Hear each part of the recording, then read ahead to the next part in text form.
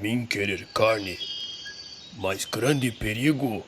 Lembra, Grutos, pensar antes agir. Ir ou não ir? Eis questão. Vamos nessa porra ali!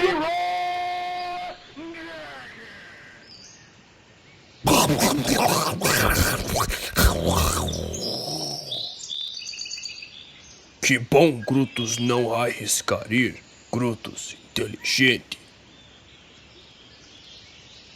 Tá vendo esse sorriso imbecil de felicidade na cara de Grutos? Ótimo, porque ele é parente seu. Olá, crianças! Se você assistiu algum noticiário ou... você deve ter percebido um certo padrão nas notícias. Violência sobe 115% no Brasil. 320% no Rio de Janeiro. Trânsito nas grandes cidades é o mais severo na última década. No Rio de Janeiro é pior ainda. Falta de luz e apagões em cidades brasileiras são constantes. No Rio de Janeiro é mais constante.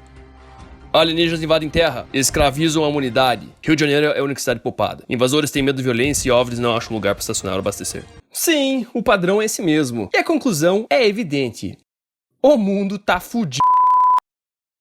E o Rio de Janeiro mais fudido ainda. Apesar das notícias e os maias falarem que o mundo vai acabar a cada 2 semanas... cá estamos. E digo mais, a maioria de nós com saúde, bem saudável... Essas porra de apagão, liga o gerador aí, Nathan. Pode deixar, chefe. Voltamos. Enfim, estamos sãos e salvos. E, se a ferramenta de dados do YouTube não estiver errada, 100% das pessoas vendo esse vídeo estão vivas. A maioria das nossas vidas segue, com seus problemas usuais, claro, mas segue. Então, por que parece que nos noticiários e quando você conversa com sua tia-avó Elzira, é o fim dos tempos?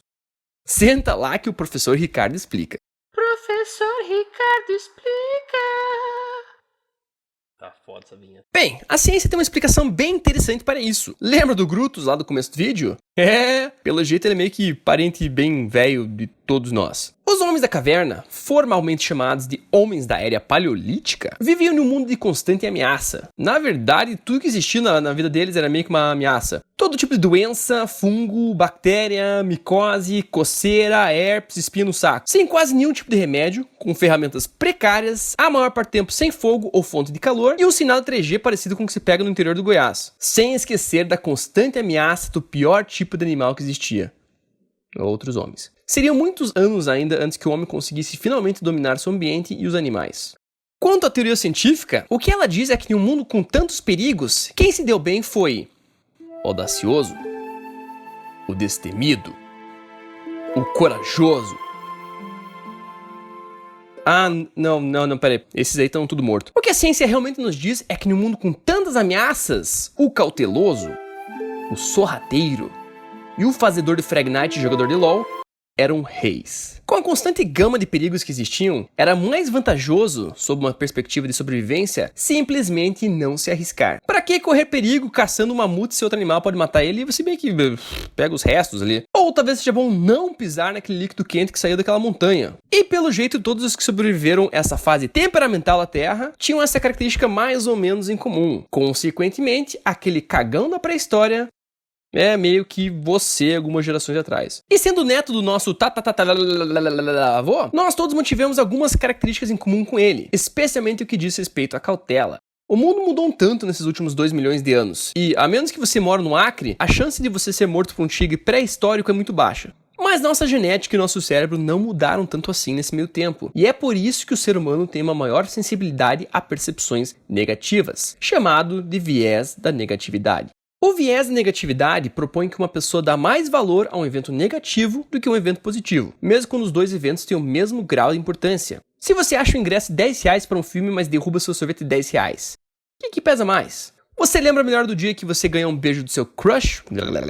Ou quando você levou um fora do outro crush? Se você for como a maioria das pessoas, e a maioria das pessoas é igual à maioria das pessoas, as experiências negativas pesam mais na sua percepção. E por esse fato é porque jornais gostam tanto de falar sobre negatividade ou coisas ruins. Seu cérebro é viciadinho em desastres. Veja bem, ter cautela não é por si só uma coisa ruim. A cautela nos fez não ser comido por um mamute e nos faz não ser morto por uma motosserra. Mas essa mesma cautela pode ser a raiz para um dos grandes problemas da nossa geração: o medo de fazer Quando damos peso demais para experiências negativas ou somos criados em um ambiente que reforça a negatividade, nós começamos a ter medo. Seja medo de experimentar coisas novas, medo de ver de formas diferentes e talvez a pior forma de medo: o medo de fazer o que queremos fazer.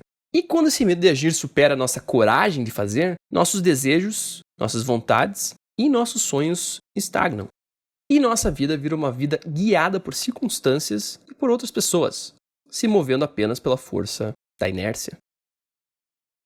Mas ei, não se desespere! Existem formas de superar esse medo, e às vezes é mais fácil do que parece. E claro, eu estou aqui para te ajudar, porque o segredo para você superar o medo é você simplesmente Pifou o gerador, chefe. Ah, mas que filho da p... Eu não contei o segredo ainda, mas aqui vai um segredo que pode te ajudar. Se você quer fortalecer sua marca pessoal, melhorar seu valor percebido e descobrir seu propósito, o curso online mais indicado é o Deixe Sua Marca. As matrículas vão estar abertas a partir do dia 1/7 e apenas por 3 dias. Não percam. Dá uma olhada no site que é deixesuamarca.efeitorna.com. Até a próxima, crianças! Para